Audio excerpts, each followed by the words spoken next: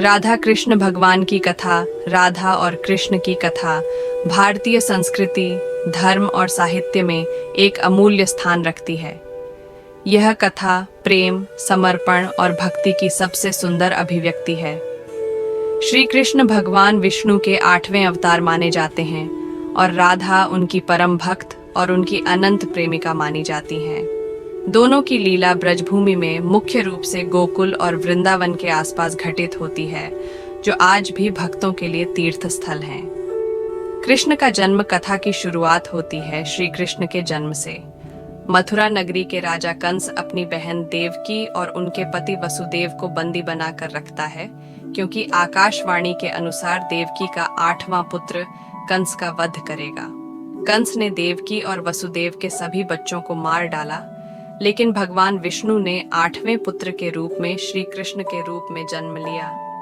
कृष्ण का जन्म भाद्रपद माह की अष्टमी को आधी रात को कारागार में हुआ। उनके जन्म के समय वातावरण में अद्भुत शांति और प्रकाश फैल गया।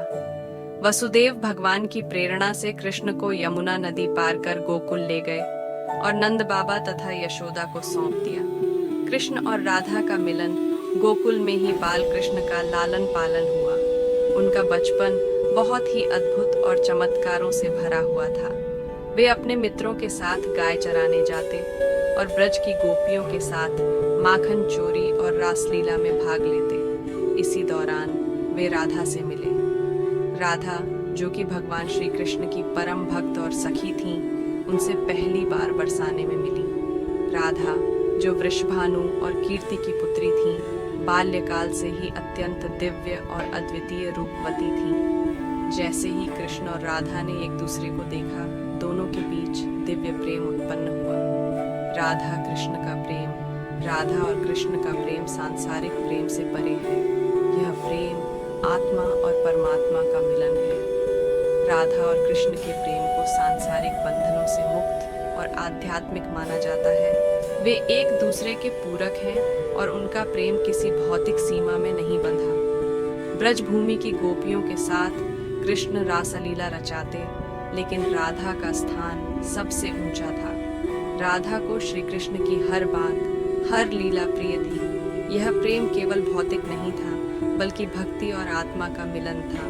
रासलीला और ब्रज का अद्भुत वातावरण, श्री कृष्ण की रासलीला जो वृंदावन में आयोजित होती थी, उसमें राधा का विशेष स्थान था। रासलीला में श्री कृष्ण ने अपनी मुरली की मधुर ध्वनि से गोपियों को आकर्षित किया। हर गोपी को ऐसा प्रतीत होता था कि कृष्ण सिर्फ उसके साथ है, लेकिन राधा का प्रेम इस लीला में भी विशिष्ट और सबसे ऊंचा था। राधा कृष्ण की रासलीला प्रेम, भक्ति और आत्मसमर्पण का प्रतीक है। यह लीला दर्शाती है कि भगवान के साथ प्रेम का संबंध व्यक्तिगत और अनन्य होता है। कृष्ण का मथुरा जाना और राधा से विदाई। कृष्ण के मथुरा जाने का समय राधा और ब्रजवासियों के लिए अत्यंत कठिन था। कंस का वध करने के लिए कृष्ण को मथुरा जाना पड़ा और उन्होंने राधा से विदाई ली। यह विदाई अत्यंत भावुक थी। राधा और कृष्ण का प्रेम उनके शारीरिक मिलन पर नहीं, बल्कि आत्मा के मिलन पर आधारित था। इसलिए भौतिक दूरी उनके प्रेम को कम नहीं कर सकी। राधा का त्याग और भक्ति, राधा ने अपने जीवन को कृष्णमय कर लिया। उनके लिए हर स्थान, हर वस्तु कृष्ण का ही प्रतीक बन गया। उनकी भक्ति इतनी गहरी थी कि वे हमेशा कृष्ण को अपने पास महसूस करती थीं। राधा ने सांसारिक बंधनों को त्याग कर भगवान के प्रति समर्पित जीवन जिया। राधा कृष्ण का आध्यात्मिक संदेश। राधा और कृष्ण की कथा केवल प्रेम कहानी नहीं है। यह कथा हमें भक्ति, त्याग और आध्यात्मिकता का संदेश देती है। राधा और कृष्ण का प्रेम यह दर्शाता है कि जब हम अपने अहंकार और सांसारिक इच्छाओं को छोड़कर भगवान के प्रति समर्पित हो जाते हैं, तो हमें अनंत शांति और प्रेम की प्राप्ति होती है। कथा का सांस्कृतिक महत्व। राधा कृष्ण की कथा ने साहित्य, संगीत, नृत्य और कला में अनगिनत प्रेरणाएं दी हैं। उनके प्रेम को गानों, कविताओं, चित्रों और नाटकों में जीवंत किया गया है। वृंदावन, बरसाना और मथुरा जैसे स्थान उनकी लीलाओं की याद दिलाते हैं। निष्कर्ष, राधा और कृष्ण की कथा केवल कथा नहीं बल्कि एक अनंत प्रेरणा है। यह हमें सिखाती है कि सच्चा प्रेम और भक्ति कैसे व्यक्ति को ईश्वर के निकट ले जा सकते हैं।